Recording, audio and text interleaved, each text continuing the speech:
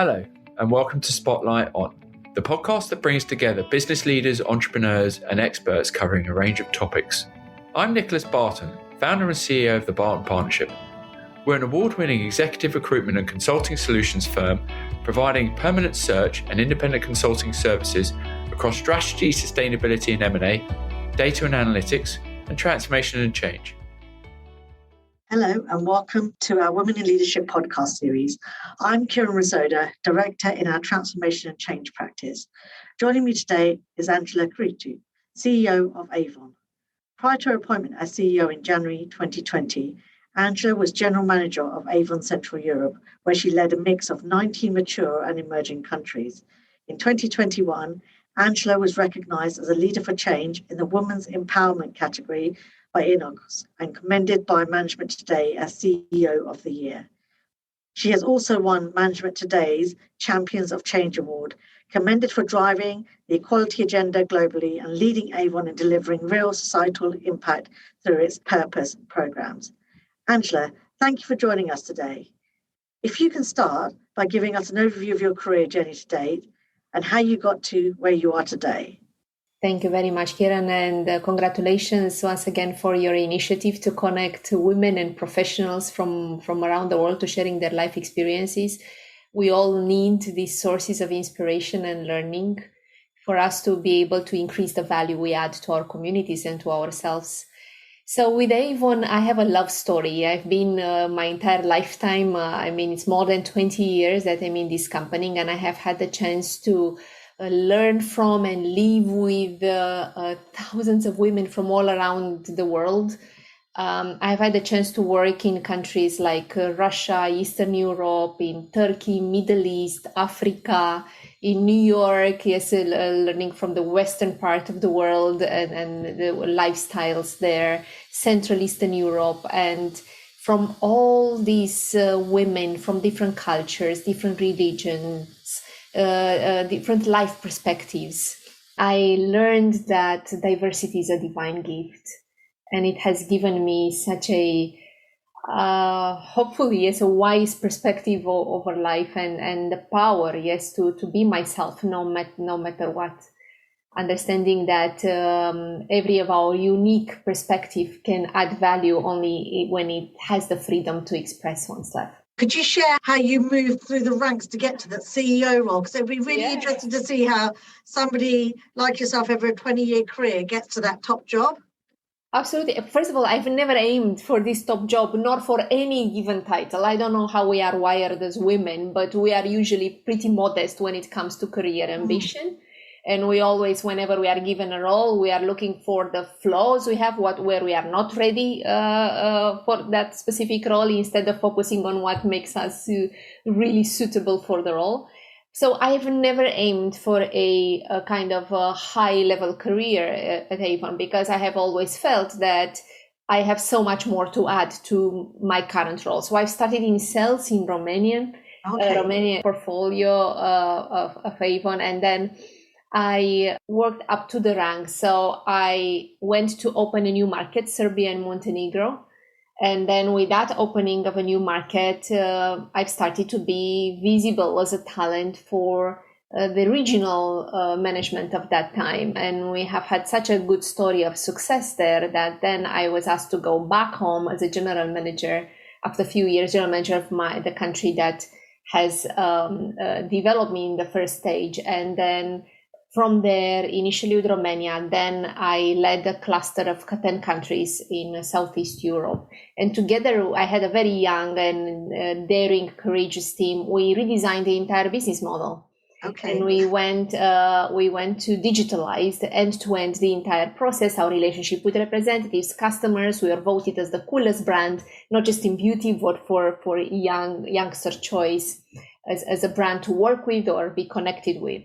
So step by step with these teams that I've been working with, we created a new vibe into the company in a 135 years old company. So the CEO of that time, Andrea Zhang, wanted to meet me and see my team. Although in the total portfolio, we're not having a large contribution from revenue perspective, we are a very profitable completely new modern business model that everyone was already curious to learn from. So she came to Romania and got to meet the teams and see how we were working. So it was not long before I got the chance then to move to New York and be the head of business model innovation. Wow, okay. And then working with all the general managers, all the clusters around the world, from Latin America to Japan at that time, and create by their side this modernization of the business model, with the understanding that we need to build on legacy, yet have a modern and a compelling access to our customers, and as well experience for our representatives. So this is when I got completely out of my comfort zone, because I've seen myself in a completely different culture, working with very diverse cultures around the world, and yet pushing for a change that has been, at that time, was dramatic. Yes, from a very traditional face-to-face business model to, connecting in a very different ways. Yes, multiplying our access through the digital world. And with that change, this is how I would say, big career started. Yes, because after working with all those geographies, we succeeded in just a matter of I would say, pretty short time to have 94% of our transactions around the world through digital means. Wow. And then I was also working with my mentor at that time and the CEO to understand, yes, now that we have already created a platform of change, how do I get myself back in operations? I'm an extrovert. I take my energy from people. So having had a role without meeting too many people, but only working on change management with key stakeholders was not very rewarding to me, despite of the extraordinary results we got in the countries. So I went back to Russia and Eastern Europe as a general manager. And at that time, the business was $1 billion with significant opportunities of growth, but as well lots of challenges given by the overall, emerging market challenges, large territory, lots of complexities that had needed their own simplification. So there we transformed as well the business model end to end. We accelerated our growth. And again, it was an amazing learning opportunity. And then after that, another 3 years there, I got the challenge, and it was always a desire of mine, not necessarily as a role, but as an activity to work with women in Africa. It has always been. I said, with any given project, I would want to work with women in Africa. I thought it's so much to learn. So then I got the role of being the vice president for Turkey, Middle East, and Africa. And there, again, I had an amazing life experience, because I went from the reserved relationship, yet very deep in meaning, with our Saudi Arabia women, where I would dress abaya from head to toe. Oh, wow. Okay. And respect the culture there. Mm-hmm. To full body contact hugs in South Africa, where women would, the more they would, they would be very tactile in sharing love and sharing hope. So I learned humongously. It was an amazing experience. Then I moved back to Central Eastern Europe for another 3 years. And this is where I led 25 countries. And then together with the new partnership between Avon and Natura & Co., when Natura & Co. founders and the CEO came over and they wanted to understand more about Avon, they thought I can add value with my experience and my love for our purpose. And this is how I got my CEO role. Never applying for it, yet recognized for the value my teams added to the game, and how I can act as an enabler, as a connector, not as a classic leader, as a traditional leader. I'm by no means a traditional leader. I more position myself as enabler, connector, multiplier, enabling the teams to have access to resources and to be the best that they can be. Thank you for sharing that. Avon is just so exciting because it's one brand. You as an individual, you sit right across the world. The diversity that you are exposed to and that you can help propel in the right direction is just amazing. So thank you. You became CEO just before COVID hit. How did you balance leading the business during the pandemic with the pressures of home and being a mother? Can women really have it all? I love how you asked the question because us as women, we always put pressure on ourselves. And no matter the culture, all the life stories I hear, we always try to reach perfection. And it's very difficult in a world where we have so many stakeholders, from children to of course, the responsibility and the love we want to share with our own family and partners, and then at work. The right answer for me, so I don't have a recipe for everyone, but the right answer for me has been to, at all times, look for optimal value, that I could share. Either is this full-time attention is to my son. Yeah. Whenever we would be together, I would never check my emails or my phone. So unless it's a huge crisis hit, I will be there 100%. So I call it a power time principle. And then I applied it to every of my stakeholders. I have a one-to-one or a meeting with the team or a date out with my husband after 25 years of marriage. I would be there 100%. And by the way, it requires exercise because it's easy to be distracting and trying to do all. But the moment one gives its full attention, at least that is what worked for me, then the sense of accomplishment, it's bigger. And moreover, then everything else comes with scheduling. It's with the sources of energy, sources of, learning, and as well sources where we would add value, all distributed evenly as much as possible during the schedule of a week, of a month, and of a year. I love the fact that you're actively saying that you're just present in any given situation. That's it. You're 100% there and nowhere else, which is, it's very difficult to be like that. So look, shortly after you were appointed to CEO, obviously COVID hit. Everybody had to work in a new world in a new way. How did you navigate that challenge? And what has the pandemic taught you about leadership? And then looking back now, in hindsight, would you have done things differently?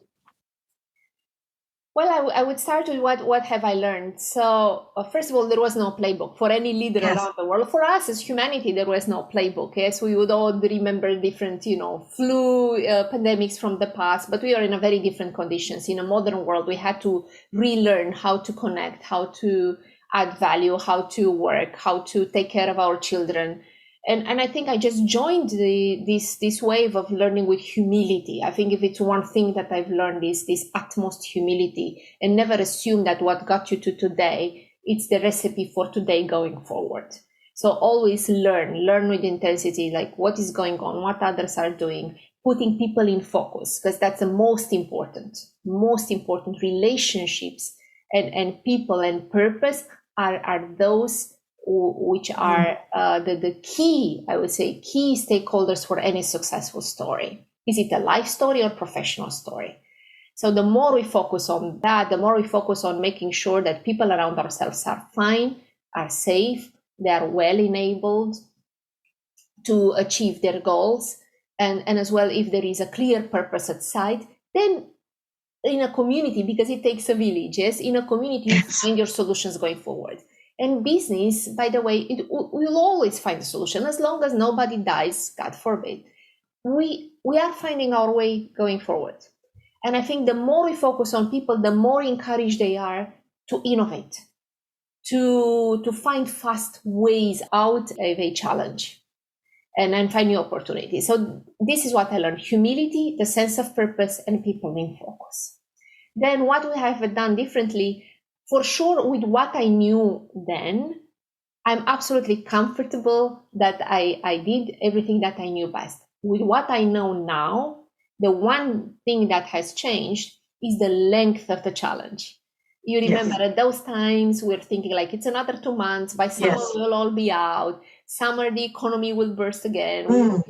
So not having that sense of how long this could be, I think some of the transformational initiatives I deprioritized. And from my perspective now, going back, if I knew this is going to take 2 years, I would have this game on, full end-to-end transformative, initiatives all deployed at once.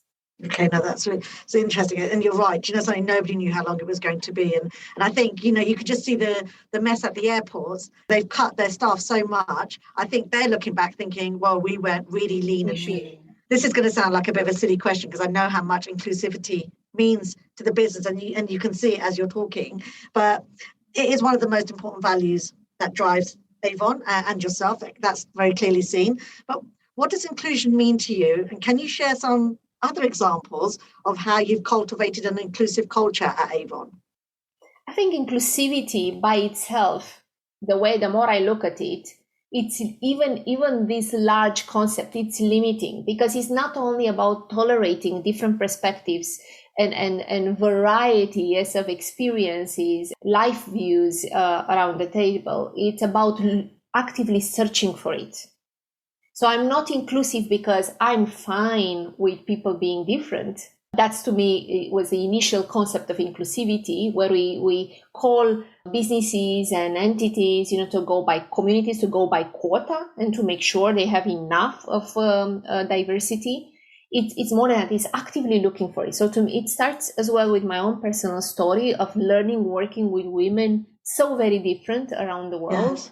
Myself being different in my own community of managers during my career evolution, and understanding that we cannot any longer afford in social life, political life, business life, to continue being biased by only one or two schools of thought. So the more diversity we get around the table, and this goes as well demographically across age segments. So it's not just diversity at the same experienced age. Yes, it's as well acknowledging the Gen Z opinion together with the silver generation experience. So it's something to be actively searched for beyond the quotas. Yes, and it should be represented properly in all aspects of life, wherever decisions are being made. So this is what happens. This is where I come from personally. As a business, for 135 years, we started in one country, but then we cover the entire globe. So we had to learn that a global company is not the one that comes and imposes its own original culture, which was originally American one. It's a company that became very national, very local. Yes. And that was the vision of our founder from the very beginning. Our entire company was following these principles and creating relevance. Yes, creating relevant value for our stakeholders in any given country. That means learning the culture, speaking their culture, being led by local people. And with that is when that's why Avon has created such a global massive presence. Yes. And I think going forward, the more we look to create more platforms for people to express their individuality, the better it is for the business. And I understand that it's never enough to be present in many countries unless we create as well the communication in between these countries, in communication in between different diversity groups, like women in color, like we have LGBTQIA, and we are now celebrating the Pride Month. Yes, we are groups. We have all these resource groups. We have Possibility. It's a resource group with people with disability or their carers. So to create these transnational yet diversity resource groups for people to express this individuality, to make sure that their voice is heard, to communicate with the rest of the organization, and to show the richness in the diversity. And I think the more we do this kind of events and workshops, the more humanity will evolve. I mean, we know it for sure. There would be no wars. There would be no situations of unrest if people would open up their curiosity and their feelings, their emotions to people who are different than themselves, and respect their views, and then show that respect and appreciation, and create the space for everyone to build up as per maximizing their own individual potential. Do you think running workshops internally for the business and making sure that you are culturally sensitive and aware of every local country's own traditions, is that really critical to how you've encouraged inclusion? It's vital. It's Fine. vital. Yes, it's vital because we are still, unfortunately, globally living this divided like me, like them. Yes, us and them. There is an us and them in almost every positioning. You talk religion, you talk nationality, you talk age. Yes, we need to not only acknowledge the differences between ourselves, but nurture them as a divine gift. This is how I started our podcast today. It's a divine gift. And the more we look at it as a gift, I think the more we are opening as well our feelings, not just intellectually acknowledging that there are some different people, but by the way, it's different than my family, what I believe in, who I am. So therefore, I keep the distance, or quite even worse, yes, not only keeping the distance, I'm creating a position against the other beliefs. Yes. Acknowledging that by sharing these different views, it's fine to disagree. It's not only fine, it's beautiful, and it's a value that we add as a humanity to ourselves and to the future of our children, as long as we have bridges and common values that we share to support our future and harmonious development as humanity. And then by bridges, I guess you're talking about educating yourselves and everybody around you. Absolutely. I mean, it comes with the communication. The more people feel comfortable with these differences, and it comes only with communication, education, and see that there is no threat. Yes, there is no threat. When we talk about a different religion, there is no threat in it just because you don't understand it. So let me help you understand. You would be amazed how many common values we have between all religions in the world. For us women, yes, for me, women, when we talk about women, especially having had the chance to work with so many different women across my entire life, they all have their mom stories, new wife stories, the hardships, the way they overcome and become a better version of themselves. I mean, if you hear these stories from Saudi Arabia to New York or Miami or South Africa, stories are not that different. Honestly, at all, almost. They all come with the same values, with every mother wanting the best for her child and looking for almost the same values of sharing, learning, wanting to do good for their own communities. So to me, this was already a bridge to connect very different people around the world. Yeah, I can so totally see why you won Trailblazer of the Year earlier this year. So congratulations on the Management Today Business Awards in recognition of your work driving the equality agenda globally at Avon. Can you share some of the insights into your work driving the diversity agenda? And I know we've touched upon it already, but if there is anything different that you could share, that would be great. But what would be interesting, in your view, how can organisations better embed DE and I initiatives within their businesses? So I think it starts, first of all, with the way we set our own organization structure. It has to be as enabling as possible. I am not a big fan of hierarchical setup with multiple layers of management, with some central team at the top located in one of the key centers of the world, like in Singapore or New York or London. I believe in very diverse team and as grounded, as close to markets as possible. And that would mean that our own, not only recruiting, but as well development programs would look to get as diverse as possible talent. By following that principle, that is challenging the way things were traditionally done in the past.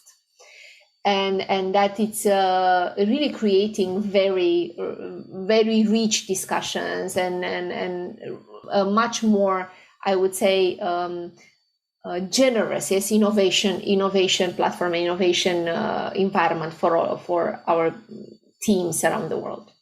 So that is one. It starts with recruitment. Then it goes with the development, making sure that we do have as diverse as possible participation from around the world. And now with the digital means, it's so much easier than it was in the past. Because in the past, you would presume on people openness to relocate, yes, in order to create a diverse team. And we talk about nationality. When we talk about other elements of diversity, like sexual preferences, gender, that all comes with the right partnership that it's in the company, but as well outside of the company, talking about recruiting partners and the way they are open to explore not just the diverse talent, but as well diversity of thinking. Yes, and then go out of the usual rigid norms of identifying talent. And then it's with how we make decisions together, how we work together, how we not only create that openness, but as I said, actively searching for opportunities for us to communicate, educate. And this comes with seminars, webinars that we do have with different resource groups, and as well with a constant communication, even with the brochures, the one that is customer facing, really calling out our position of inclusivity and nurturing diversity, and asking our customers community around the world to open up their arms and embrace the different. So as a recruitment firm, we are always doing salary survey guides and looking at price points for different skills, different races, cultures, different countries all the time. Reducing the gender pay gap is often viewed as the end goal for a lot of businesses, but it's not without its own challenges. What is your take on the gender pay gap, and how are you tackling this within your business?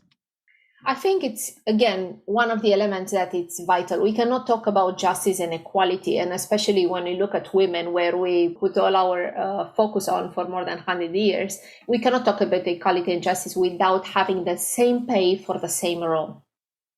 Now, depends how we look at the pay gap.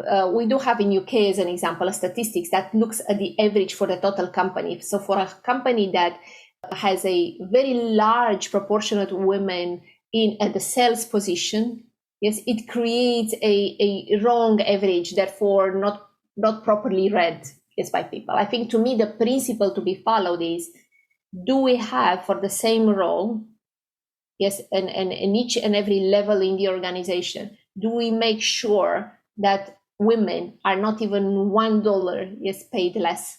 So that, to me, it's a measure that I apply constantly in all my pay reviews. And I'm very proud to say that in this moment we have 0.5% of this unexplained gap, that it's more of a gap coming from different experiences, moving from a country to another. And even that 0.5, to me, it's something that it bothers me and it has to be closed.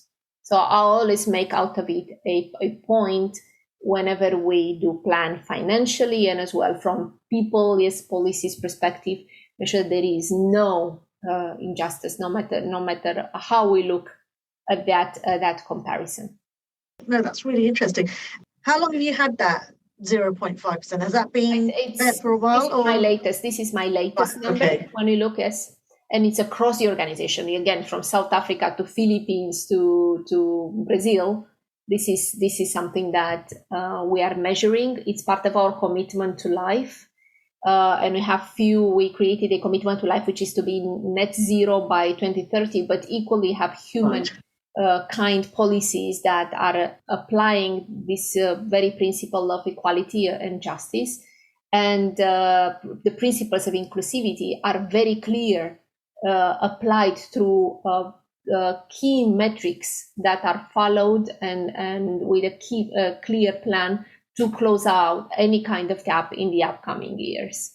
Okay, well, that's really interesting. Avon's purpose obviously is built around a better world for women. There's no two ways about that. And there is clear disparity around the world. Your business is obviously centered around women worldwide, and you yourself have, as you've mentioned, you can see all the disparity and the challenges. How do you ensure that your purpose around female empowerment is inclusive, especially because you're working across so many different cultures? So first of all, Avon, has been doing beauty differently for 135 years. And for us, women are at the center, at the heart of our business model and of our purpose when it comes to their financial independence, the affordable access to irresistible beauty innovation. And as well, through our business model, we share the wealth we create together with millions of representatives around the world. We have more than 5 million representatives who are sharing beauty with their friends and making an earning out of that. So with that being said, we have been constantly focusing on listening, yes, to what makes them feel beautiful. And they told us, there is no lip that can cover, a bruised soul. and I talk about domestic violence here. There is no color that can that can give me a healthy blush when I don't feel well. So we look then for the well-being of women as being a vital part of what beauty means. And we donated more than $1 billion for fighting against breast cancer globally. And then we raised and then donated more than $100 million against domestic violence. Yes, and we continue not just collecting money. This is not only about the partnership with the NGOs. This is about having the right activism, the right voice, working with governments to change their legislation to support women around the world. So Avon has been quite a strong partner in creating these alliances with governments in many of the countries, including the most traditional conservative ones, to look once again at this vital human right, and this is to secure women dignity at the end. Dignity and ability to live a life where they can raise their children, without fear. And I'm very proud of these activities that we have around the world, from marches to legislative initiatives for different, educational initiatives. And now during the pandemic, we equally launched a very strong campaign called Isolated Yet Not Alone, where we understood that while for many isolation meant safety, for women who have been abused was actually an even worse situation. And this has helped, immediate access to support, to shelters, to legal and financial support for many women around the world. So I'm particularly proud of that. When it comes now to inclusivity, because many people are asking, so yes, you are the company for women, and how about all others, and how you look at the overall genders and choices? I said, look, we are open for all. There is no question about that. And not only the openness as such, as I said, we are actively searching for partners and people who would enjoy being a part of a purpose-led company. In the same time, let's not forget that if every business is choosing one area of focus, we will all do better. We cannot do all, each and every one of us. So that we chose as a focus women because they are still 100 years, and now post-pandemic, even worse. I think we are going backwards, by the way, in terms of women's rights. And therefore, we chose our focus that till we see that we have a true equality in chances, to live a dignified life, with access to education and financial independence, we are not going to stop focusing on women. So open for all, yet focusing on women, understanding that a better world for women, it's a better world for all. Thank you for all the work you're doing. And finally, I always ask this question at the end of every podcast because I think it's really important. The next generation of women, or the next generation of women that are moving into leadership roles or starting their careers, what advice would you give now, if you were going back to your time as well? Maybe a little bit of different sound bites, from my own experience, and I'm not sure if every one of us has to find her own formula of success. However, if there are a few sound bites, these are always keep the humility of understanding that it's about acquiring and sharing value. Is never about just ourselves. It's about the value we add to the community and how we act as enablers for others. Second, to have this vibrant curiosity. Never presume on the previous experience or previous learning. Always be actively searching for new information, reposition ourselves at all times as leaders, as professionals, as partners, to continue asking ourselves, if it was anyone to choose, why would they choose me today? And I'm not talking about boss or superior. I'm talking about the teams or the people around ourselves, from our own family to friends and professionals. If they could choose, why would they choose us today? Not why they chose us yesterday. And I think that keeps that vibrant curiosity, that keeps that appetite for learning. And then I would suggest to always be free. And this is a tough one because it doesn't come easy. Be free in any kind of dependent, free to speak out, free of fears, losing the job, at always gain that confidence that we are enough. And we don't have to please anyone. And all we need is to look for authentic value, authentic relationships. And all this authenticity comes with one being free to be himself, to bring ourselves fully, 100% to any given situation in life and at work.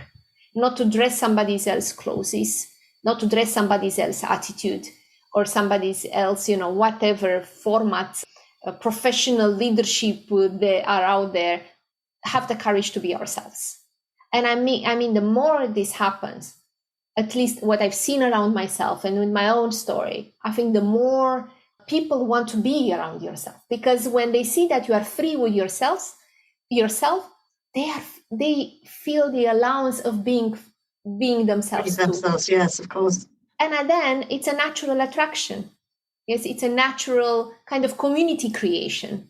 And whenever a community gets to be created and the purpose is there to keep everyone aligned, the more value gets to be added, the better career experience, the better life experience. I see, you see, I don't separate too much career and life. I think it's life experience altogether. The better it is, the more authentic relationships we have. I know you have a son, and I know our Women in Leadership podcasts are so female orientated, but obviously half the world is men as well. As your son is now, he's in his teens, right? So as he's moving through into his adulthood, what kind of advice are you giving him that you could perhaps share with our audience? I'm a very good partner to all men in my life, and including my son, my husband, and as well my colleagues, because again, I'm coming back with this strong belief of mine that the right mix of different perspectives will always bring value. I do not believe in just one side driving the rest. Yeah. No matter where that side comes from, and no matter what the justice we want to achieve by that, it's all about a healthy mix of experiences, healthy mix of and men. And this is what I say to my son. First of all, always look to embrace diversity as this gift he has the privilege to enjoy. And to feel privileged, the more he is surrounded by different people than himself, the more privileged he is. So he needs to nurture that and look for that at all times in his life. And then show his curiosity and respect for every point of difference he meets in his life. From science to social beliefs, from the way people express their emotions, whenever he feels and he meets something different than what he would do, the more curiosity and respect he needs to show, to do everything in his power to express, to allow that expression, individual way to position oneself. So that's what I tell him, and I hope. I think if it's any ambition I have towards his upbringing is to be a good human. One that sees humanity as a whole and has confidence in himself. He has to co-create value with people around himself. Angela, I cannot thank you enough. It's been such an honor and privilege to spend this time with you. Really appreciate you making time for our Women in Leadership podcast. Thank you. Thanks, and congratulations once again. I love this initiative, and I wish you good luck. So Thank you. Continue enjoying what you do and have an amazing career experience.